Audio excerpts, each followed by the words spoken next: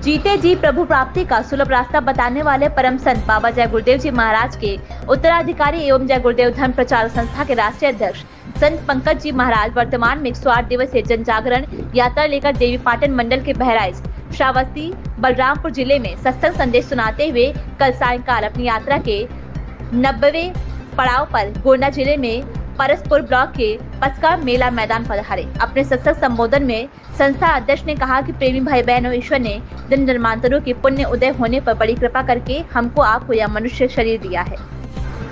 हमको कर्म करने की आजादी दी है। अच्छा करो या बुरा, जो भी आप कर्म करोगे उसका फल भी आपको भोगना पड़ेगा। अच्छे कर्म से स्वर्ग, बैकुंठ या अन्य मंडलों की प्राप्ति और बुरे कर्मों से नरक व 84 की सजा भोगनी पड़ेगी। लोक एक हम तप्त के माही, जहाँ जीव कोले चिपटाही का दृश्य महात्मा जब साधना करके ऊपरी मंडलों में जाते हैं तो देखते हैं तो जीवों को चिताने के लिए भ्रमण करते रहते हैं। आप उस सजा से बचना चाहते हैं तो भजन करें। भजन गाने बजाने का नाम नहीं, ऊपरी मंडलों से आने वाली धुन को, आकाशवाणियों को जीवात्मा के कान से सुनना है, असली भजन है। और इसका भेद जगे हुए महात्मा संत ही बता सकते हैं। इसकी 3 क्रियाएं हैं, पहले सुमिरन, दूसरा ध्यान और तीसरा भजन। उन्होंने आमजन को भजन करने की युक्ति बताकर विद्वत समझाया। महाराज जी ने शाकाहारी रहने की अपील करते हुए कहा कि यदि आप पशुओं का मांस सेवन करोगे तो उनके शरीर की बीमारियों के कीटाणु आपके मानव तन में प्रवेश कर जाएंगे, जिससे फलस्वरूप तरह तरह की बीमारी होना संभव भावी है। हिंसा का पाप अलग से लगेगा।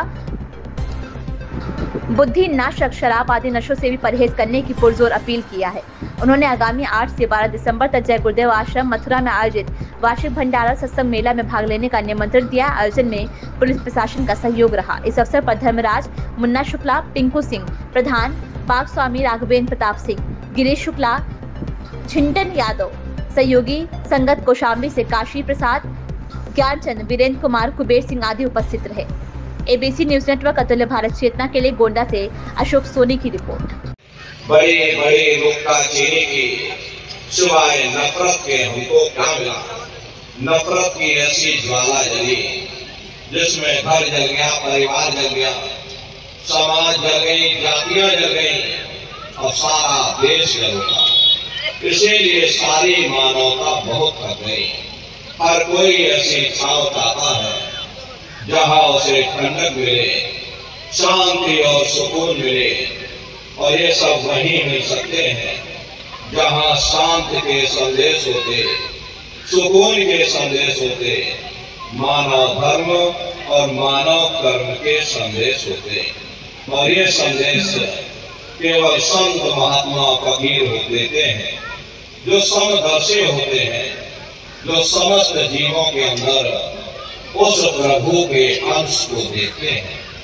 ऐसे समदर्शी उन महात्माओं की खोज करो।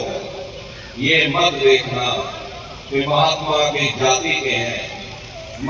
पहले अपने चरित्र जैसे धन को इकट्ठा करो, क्योंकि चरित्र ही सब कुछ है। चरित्र ही मानव धर्म की पूंजी है। ये दुनिया भर के झगड़े, पिता पुत्र में लड़ाई, आदमी औरत में लड़ाई, घर परिवार में लड़ाई, समाज में लड़ाई, जातियों में लड़ाई, मुल्क में लड़ाई, हरे नारियों, ये इंसानों का काम नहीं है, ये हैवानों का काम है। इसलिए पहले आप इंसान बनो, चरित्रवान बनो, महात्माओं के समीप आओ। वे जो दया का प्रसाद दें उसे खुशी खुशी लेकर के अपने निज घर को जाओ, जहां न फिर जन्मना है और ना ही फिर मरना है। इसीलिए हमारे गुरु महाराज परम संत बाबा जय गुरुदेव जी महाराज ने आवाम जनमानस के बीच में ये आवाज लगाई है कि इंसानों, तुम अपने मानव धर्म के रास्ते पर वापस आ जाओ और इस मानव मंदिर में बैठ करके भगवान का सच्चा भजन करो, जिससे तुम्हारी ये जीवात्मा नरकों में जाने से बच जाए।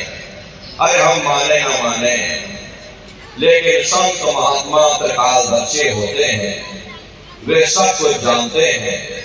अगर हम उनके वचनों को मान जाएंगे तो हम लोग बच जाएंगे, नहीं तो खाई और खंडक में जाकर के गिर जाएंगे।